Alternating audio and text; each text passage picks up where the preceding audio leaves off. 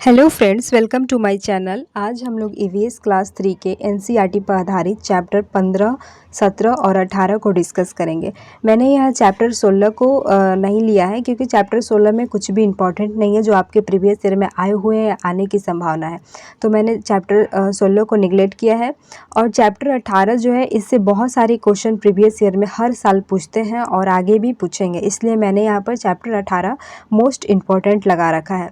हम लोग ये सीटेट की तैयारी कर रहे हैं पेपर 1 की, जो सीटेट दिसंबर 2024 में होगा या फिर जनवरी 2025 में। ठीक है, तो हमारा चैनल अगर आपको पसंद आता है, वीडियो पसंद आता है, तो चैनल को सब्सक्राइब और वीडियो को लाइक कीजिएगा। चलिए अब चैप्टर शुरू करते हैं। हाँ, चैप्टर शुरू करने से पहले मैंने आपको हमेशा बताया कि जो चैप्टर इंपॉर्टेंट होगा मैं उसको इंपॉर्टेंट लगा देती हूँ, और जो प्रीवियस ईयर में क्वेश्चन आए हुए हैं, आगे आने की संभावना है, मैं उसकी जगह नोट भी लगा देती हूँ। तो जहाँ जहाँ आपको नोट देखने को मिलेगा आप उसे अपने कॉपी में राइट डाउन करिएगा। ठीक है, तो चलिए हम क्लास शुरू करते हैं। देखिए, यहाँ पे कह रहा है कि कहानी पर चैप्टर 15 है, आओ बनाए बर्तन। ठीक है, इस पर हम लोग बात करेंगे कि बर्तन कैसे बनते हैं, पुराने ज़माने में बर्तन कैसे बनते थे, तो इन सभी चीज़ों के बारे में बात करेंगे। देखिए, कह रहा है पहला, कहानी पर नाटक करने से बच्चों को बहुत मज़ा आता है और क्रियाओं यहाँ पर क्या होगा, क्रियाओं का क्रम समझने में भी बहुत सहायता मिलती है। ठीक है, दूसरा कह रहा है कि मिट्टी से बर्तन बनाते हुए कपड़े तो गंदे होते हैं पर बच्चों को करके सीखने का आनंद भी मिलता है। ठीक है, अब देखिए, अब यहीं से आपके पैडागोजी के भी क्वेश्चन मिलने शुरू हो जाएंगे। यहाँ पर दे रहा ना, करके सीखना, करके सीखने में आनंद होता है, यानी कि लर्निंग बाय डूइंग। बच्चा जितना खुद से करके सीखेगा वो उस चीज़ को जल्दी सीखेगा और उसे काफ़ी ज़्यादा समय तक याद भी रहता है। जैसे आप देख सकते हैं कि यहाँ पर बच्चा करके सीख रहा है, यहाँ पर वो बच्चा मिट्टी से बर्तन बनाने के लिए सीख रहा है, भले इसके कपड़े गंदे हो जाए। ठीक है, देखिए दूसरा अब कह रहा है कि शुरू में बनाए गए बर्तन पत्थर और मिट्टी के थे। यहाँ पर आप देख सकते हैं कि मिट्टी के कुछ बर्तन बनाए गए हैं, यहाँ पर देखिए तो ये पत्थर के बर्तन हैं। तो जो शुरू में बर्तन बनाए जाते थे वो मिट्टी और पत्थर दोनों के होते थे। ठीक, अगला बात कर रहा है कि पत्थर के बर्तन हाथों से खोदकर या कुरेदकर और मिट्टी के बर्तन गूंथकर हाथों से बनाए गए थे। जैसे कि आप लोग यहाँ देख सकते हैं कि जो ये पत्थर के जो बर्तन ये बन रहे हैं, ये कैसे बन रहा है, तो पत्थरों को कुरेद कर, मतलब काट छाट के बनाया जाता है। ठीक है, और जो मिट्टी के बर्तन देख रहे हैं, तो मिट्टी के बर्तन आप यहाँ देख रहे हैं किसे कैसे बनाया जा रहा है, हाथों से गूंथ कर बनाया जा रहा है। नीचे दिख रहा है कि मिट्टी के बर्तन को मजबूत बनाने के लिए इन्हें आग में पकाते हैं। सॉरी, यहाँ पर आज लिखाया है, तो यहाँ होगा आग। यहाँ क्या होगा, आग। कि मिट्टी के बर्तन को जब कच्चा ये बर्तन बन जाता है तो इसे हम यहाँ देखिए आग में पका रहे हैं।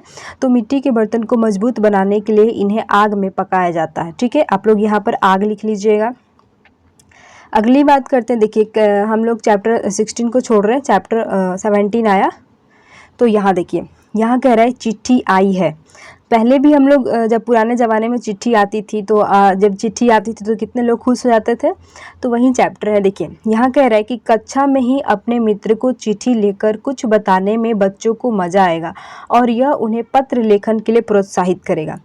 यहाँ पर क्या आपको एक हिंट दिया है, किसके लिए, पेडागोजी के लिए, कि जब आप कक्षा में हैं तो बच्चों को हमेशा क्या करना चाहिए, प्रोत्साहित करना चाहिए। देखिए, ये जो वर्ड है ना, ये पेडागोजी में आएंगे। जैसे कि कहीं पर बच्चों को हतोत्साहित करने की बात की गई है और कहीं पर प्रोत्साहित, तो आपको हमेशा याद रखना है कि जहाँ भी हतोत्साहित करने की बात की गई है वो ऑप्शन आपके क्वेश्चन का कभी नहीं हो सकता है, और जहाँ पर प्रोत्साहित करने की बात की गई है तो वो 100% चांस रहता है कि ऑप्शन होगा। ठीक है, तो बच्चे को हमें किसी भी कार्य करने के लिए हमेशा प्रोत्साहित करना चाहिए। और यहाँ पर कह रहा है कि कक्षा में ही अपने मित्र को चिट्ठी लिखकर कुछ बताने में बच्चों को मज़ा आएगा, यह उन्हें पत्र लेखन के लिए प्रोत्साहित करेगा। तो यहाँ पर अगर आप टीचर हैं का रोल निभा रहे हैं तो यहाँ पर कैसे पत्र लेखन को प्रोत्साहित करेंगे, उसके मित्र को ही आप चिट्ठी लिखकर कहेंगे कि अपने दोस्त को चिट्ठी लिखो, तो तुम कैसे लिखोगे, तो वो लिखेगा, बच्चा सीखेगा और इस तरह उसे पत्र लेखन में मतलब पत्र लेखन के लिए आप उसे प्रोत्साहित कर सकेंगे। ठीक है, अगला इसका कह रहा है कि पुराने ज़माने के बारे में पता करने का एक महत्वपूर्ण स्रोत बुज़ुर्ग है। ठीक है, यहाँ पर क्या कह रहा है कि पुराने ज़माने के बारे में पता करने का एक मुख्य स्रोत क्या है, बुज़ुर्ग है। यह समझने से बच्चे बुज़ुर्गों से बात करने के लिए प्रेरित होंगे। जब भी आप वर्ग में हैं तो बच्चों को बताइए कि आप अपने दादा दादी से बात करिए, आपको पुराने ज़माने में जो भी होता था वो सब मालूम चलेगा। और उनमें एक टाइम, जैसे कि पेरेंट्स को टाइम देने की वहाँ भावना भी आएगी अंदर। जैसे कि यहाँ भी बच्चे देखिए अपने दादा दादी के साथ बैठकर बात कर रहे हैं, तो ये उन दोनों के लिए ठीक है। तो हमें क्या करना है कि बच्चों को पुराने ज़माने के लिए बारे में पता करने के लिए हमें बच्चों से क्या करना है कि आप अपने दादा दादी यानी कि घर में जो भी बुज़ुर्ग हैं उनसे बात करिए। ठीक है, और देखिए यहाँ पर एक वर्ड आपको दिख रहा है, प्रेरित होंगे। ये जो प्रेरित होंगे ना, है ना, या प्रेरित करें, तो ये भी आपके पेडागोजी का ऑप्शन सही पकड़ने में मदद करेगा। जहाँ भी आपको देखे बच्चे को प्रेरित करें इस चीज़ के लिए, प्रेरित बच्चे होंगे, तो वो भी आपके ऑप्शन जो होता है ये पॉजिटिव टैग वर्ड के अनुसार होगा और ये ऑप्शन सही होंगे। ठीक है, आपने पीछे में देखा यहाँ पर कि यहाँ प्रोत्साहित करना है, यहाँ क्या है, यहाँ पर प्रोत्साहित करना है। ठीक है, यहाँ क्या है, यहाँ पर प्रोत्साहित करने की बात की गई है और यहाँ पर क्या कर रहा है, तो प्रेरित करने की बात की गई है। हमेशा याद रखिए ऐसे ऐसे वर्ड होते हैं जो आपके ऑप्शन को सही करेंगे। ठीक है, अगले बात करते हैं। देखिए, स्थानीय परिवेश को देखते हुए बच्चों से संचार के माध्यम से मोबाइल फ़ोन, ईमेल, फैक्स आदि पर बात की जा सकती है। अभी आप देख रहे हैं कि अभी आपका चिट्ठी का ज़माना नहीं रहा, अब सब क्या है, ऑनलाइन हो गया है, मोबाइल हो गया है, ईमेल हो गया है। तो यहाँ पर स्थानीय परिवेश से बच्चे को कैसे बात करने, बच्चों को संचार के माध्यम से, तो मोबाइल फ़ोन, फिर इसके बाद ईमेल, इसके बाद हो गया फैक्स आदि पर आप बातें कर सकते हैं, जैसे यहाँ पर लोग कर रहे हैं, जो आजकल सोशल मीडिया हो गया है। अगली बात हम करते हैं, तो देखिए अगला चैप्टर 18 है, ऐसे भी होते हैं घर। और यहाँ मैं आपको बता दूं कि यहाँ इस चैप्टर से हर साल जो सीटेट होते हैं उसमें बहुत सारे क्वेश्चन पूछे जाते हैं। ठीक है, तो ये चैप्टर वेरी वेरी इंपॉर्टेंट है। ये चैप्टर क्या है, तो ये चैप्टर जो होता है वेरी वेरी वीवीआई है, मतलब वेरी वेरी इंपॉर्टेंट है और यहाँ से बहुत सारे क्वेश्चन पूछे जाते हैं, तो यहाँ ध्यान देने की आपको ज़रूरत है। मैंने यहाँ पर देखिए इंपॉर्टेंट चैप्टर लगा रखा है कि आपको इस चैप्टर को नोट करना है। ठीक है, यहाँ कह रहा है कि मकानों की विविधता देखने के लिए कुछ जगह जैसे असम, राजस्थान, दिल्ली, पहाड़ी इलाकों का उपयोग करने से इन जगहों का परिवेश समझने से बच्चे इन मकानों को समझ पाएंगे। यहाँ पर हमें बच्चों को क्या करना है कि हमारे भारत देश में जितने भी राज्य हैं वहाँ किन किन तरह की विविधता देखी जाती है। देखिए एक ये है ना कि विविधता वर्ड जो दिख रहा है ये भी वर्ड आपके ऑप्शन में आता है, तो चांसेस बहुत ज़्यादा रहता है कि सही होगा। ठीक है, तो क्या है कि बच्चों में भी इंडिविजुअल डिफरेंस होते हैं, बहुत तरह की विविधता होती है, तो ये भी वर्ड सही है। ठीक है, तो यहाँ कह रहा है कि कुछ जगह जैसे कि असम, राजस्थान, दिल्ली, पहाड़ी इलाकों का उपयोग करने से इन जगहों का परिवेश, देखिए परिवेश किसको, बच्चे को समझने में, यहाँ के मकानों, बच्चे जब वहाँ के परिवेश को समझेंगे, वहाँ के मकान को, तब समझ पाएंगे। ठीक है, तो आगे हम शुरू करते हैं इसका। देखिए मैंने यहाँ पर नोट लगा रखा है, नोट लगाया है ना, यानी कि इससे ये असम वाला क्वेश्चन बहुत बार आया हुआ है प्रीवियस ईयर। जब हम प्रीवियस ईयर का क्वेश्चन प्रैक्टिस करेंगे तो वहाँ पर आपको जितना भी मैंने पीछे पढ़ा रखा है या फिर आगे पढ़ाएंगे और बहुत सारे यानी कि 20 क्वेश्चन जो आएंगे ना, उसमें से ज़्यादा 17 से 18 क्वेश्चन आपके इसी एनसीईआरटी से हैं। ठीक है, तो देखिए यहाँ कह रहा है कि असम में बहुत बारिश होती है। ठीक है, असम में घर जमीन से लगभग 10 से 12 फुट ऊंचे होते हैं। इन्हें मजबूत बांस के खंभों पर बनाते हैं। यह घर अंदर से लकड़ी के बने होते हैं। अब यहाँ पर बात आता है कि क्वेश्चन क्या पूछता है। ठीक है, ऑप्शन में देगा असम में बहुत बारिश होती है, तो ये एक ऑप्शन का रहेगा, क्वेश्चन का ऑप्शन। दूसरा कहेगा कि असम में घर जमीन से लगभग 10 से 12 फीट। ये लाइन हमेशा याद रखिए कि असम के घर कितने, तो 10 से 12 फुट, 10 से 12 फुट ऊंचे होते हैं। कभी कभी डायरेक्ट क्वेश्चन पूछता है कि वो कहाँ का घर जमीन से 10 से 12 फुट ऊंचे होते हैं और वहाँ बहुत बारिश होता है और घर बांस के बने होते हैं, बांस के खंभों पर बने होते हैं, वहाँ के घर लकड़ी के बने होते हैं, तो आपको ऑप्शन सिलेक्ट करना पड़ता है कि वो असम ऑप्शन होगा। ठीक है, या फिर दूसरी तरह से क्वेश्चन पूछता है कि असम में घर किसके बने होते हैं, ऐसे भी क्वेश्चन पूछ देता तो आपको बताना होगा कि वो लकड़ी के बने होते हैं। तो इस तरह से क्वेश्चन पूछेंगे। और यहाँ से देखिए ऑप्शन क्या पूछता है, ऑप्शन में क्या रहता है, असम में बहुत बारिश होती है, याद रखिएगा। असम के घर जमीन से लगभग 10 से 12 फुट ऊंचे बने होते हैं, ये भी लाइन याद रखने की बात है। फिर यहाँ सबसे इम्पॉर्टेंट है कि इन्हें क्या होता है, मजबूत बांस के खंभों पर बनाते हैं। देखिए ठीक है, यह घर अंदर से लकड़ी के ही बने होते हैं। अब मैंने आपको समझाने के लिए यहाँ पर फिगर ले रखी है कि असम में बहुत बारिश होता है, आपने यहाँ देख लिया बहुत बारिश होता है। यहाँ लगभग 10 से 12 फीट घर जो होता है ऊंचे बने होते हैं। देखिए यहाँ आप थर्ड फिगर को देखिए तो 10 से 12 फीट ये ऊंचे बने हुए हैं, ठीक। और दूसरी बात है कि यहाँ ये वाला घर देखिए, ये भी 10 से 12 फीट ऊंचे खंभों पर बने होते हैं। तो इस तरह से आपको ये नोट करना होगा, इससे 3-4 क्वेश्चन आ जाएंगे, ठीक है। देखिए अब अगला क्या कह रहा है, यहाँ भी मैंने नोट लगा रखा है, यानी कि ये भी इम्पोर्टेंट है। समझ में आया? देखिए यहाँ भी मैंने फिगर लगा रखा है ताकि आपको समझने में आसानी हो। ये बात करता है मनाली की, तो मनाली एक पहाड़ी इलाका है, यहाँ भी बारिश बहुत होती है। देखिए दोनों क्वेश्चन में आपका पूछेगा, जैसे यहाँ पूछा है ना नोट में कि असम में बारिश होती है, वैसे ही आप क्वेश्चन ध्यान से पढ़िएगा क्योंकि दोनों में लिखा रहता है कि देखिए यहाँ भी बारिश बहुत होती है, ठीक है, और बर्फ़ भी पड़ती है, ठीक। बारिश होती है और बर्फ़ भी पड़ती है। जब ठंड ज़्यादा हो जाती है तब धूप में बैठना अच्छा लगता है, ठीक। मनाली में मकान पत्थर और लकड़ी के बने होते हैं, ये लाइन याद रखिएगा। देखिए दोनों क्वेश्चन आपको कैसे दिमाग घुमा देगा।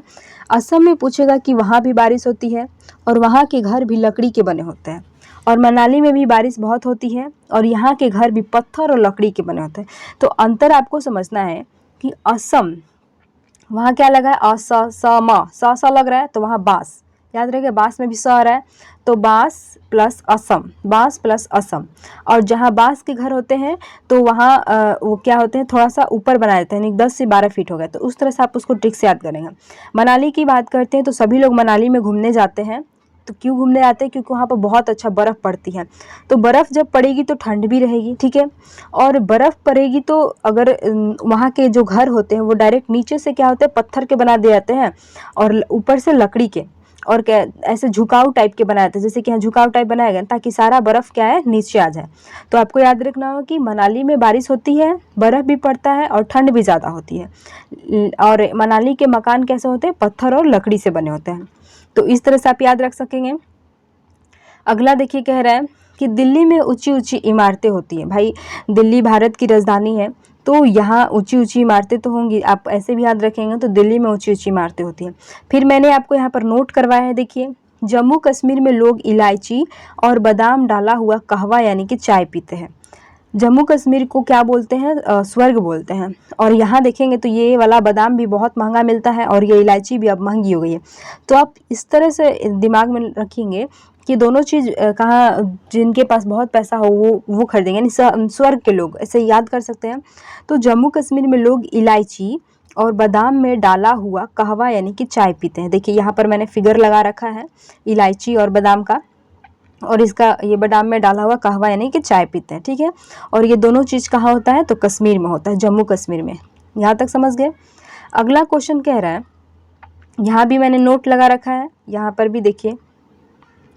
तो देखिए यहाँ पर कह रहा है कि राजस्थान में बारिश बहुत कम होती है। सभी को मालूम है कि राजस्थान में रेगिस्तान है और वहाँ बारिश बहुत कम होती है। देखिए यहाँ पर है कि राजस्थान में बारिश बहुत कम होती है, ठीक है। खूब गर्मी पड़ती है, ये भी मालूम है सबको। राजस्थान के लोग मिट्टी के घरों में रहना पसंद करते हैं। अब आप इसे कैसे याद रखिएगा, देखिए जब आपके यहाँ गर्मी पड़ती है तो आप घड़े का पानी पीते हैं, जो मिट्टी वाली घड़े होती हैं, तो उसमें घड़े का पानी क्या होता है, ठंडा रहता है। और राजस्थान में बहुत गर्मी पड़ती है तो वहाँ के घर ही क्या होते हैं, मिट्टी के होते हैं। इस तरह से याद रखेंगे। घरों की दीवारें बहुत मोटी होती है, देखिए जैसे कि आप यहाँ सब में देख सकते हैं, मोटी मोटी दीवारें हैं। इन दीवारों को लीप पोत कर सुंदर बनाया था। देखिए कितना अच्छा से ये वाला फिगर देखिए, कितना अच्छा से लीप पोत कर सुंदर बनाया गया। घरों की जो छत होती है वो कटीली झाड़ियों से बनी रहती है। देखिए जो इनके छत पर होगा ना, तो जैसे कि गांव वगैरह में पुअला देखे होंगे, पुअला जिसको बोलते हैं, जो धान के ये से बनते हैं, या फिर तेलहन देखे होंगे, सरसों की जो डाली होती है वो भी सूखे, तो वो सब कटीली झाड़ियों की बनी होती है। यहाँ छत पर ये कटीली झाड़ियाँ ऐसे लगी रहती है, ठीक है। तो ये वाला ध्यान से देखिए कि इसमें क्या पूछता है कि कौन सा राज्य है, कहाँ पर बारिश बहुत कम होती है, खूब गर्मी पड़ती है, और यहाँ पर मिट्टी के घर होते हैं और घर की दीवारें मोटी होती हैं, ठीक है। और ये छत जो होता है कटोली झाड़ियों से बनी होती है। जो जो मैंने ऐसे अंडरलाइन किया है यही आपके ऑप्शन में उठाकर डालता है, ठीक है। तो यहाँ भी आप समझ गए राजस्थान के बारे में। अब हम अगला चलते हैं। तो यहाँ देखिए ये भी क्वेश्चन आता है कि डल झील कहाँ स्थित है। तो आप याद रखिएगा कि डल झील कश्मीर में स्थित है। और जम्मू कश्मीर में क्या मिलता है, बादाम और इलायची, ये भी याद रखिएगा। डल झील कहाँ है, तो डल झील जम्मू कश्मीर में स्थित है। ये आपका डल झील है, मैंने फिगर लगा रखा है ताकि आप हमेशा जब भी आप कुछ पढ़े तो उसको समझ सकें। अगला क्वेश्चन, अगला क्या कह रहा है कि कश्मीर में हाउस बोट भी है। जैसे कि आप कश्मीर में देखेंगे तो डल झील भी पाया था, और जहाँ झील पाया जाता है ऐसे याद रखेंगे कि जहाँ झील होता है तो वहाँ बोट भी होंगे। और बोट कैसे होंगे, हाउस के। देखिए यहाँ हाउस बोट है, ये भी हाउस बोट है, और ये कहाँ के हैं, तो ये कश्मीर के हैं, ठीक है। अगला बात करते हैं। तो आपका चैप्टर यहीं पर ख़त्म हो गया है। तो मैंने ये जो आपको पढ़ाया, जहाँ जहाँ मैंने नोट लगाया, इससे बहुत सारे क्वेश्चन आपके प्रीवियस ईयर में पूछे हैं। चैप्टर 18 से, चैप्टर 18 से बहुत सारे क्वेश्चन आपके प्रीवियस ईयर में पूछे गए हैं, इसलिए मैंने इसे इंपॉर्टेंट लगा रखा है और इससे आगे भी क्वेश्चन आएंगे, ठीक है। तो आज का क्लास हमारा यहीं ख़त्म होता है। आप लोग जो जो मैंने नोट लगा रखा है आप अपने कॉपी पर इसे नोट कर लीजिएगा। और थैंक्स फॉर वाचिंग। आगे की क्लास नेक्स्ट वीडियो में आएगा। वीडियो पसंद आए तो वीडियो को लाइक करिएगा, चैनल को सब्सक्राइब करिएगा, और आगे की क्लास देखने के लिए हमारे चैनल से जुड़े रहिएगा। Thank you so much.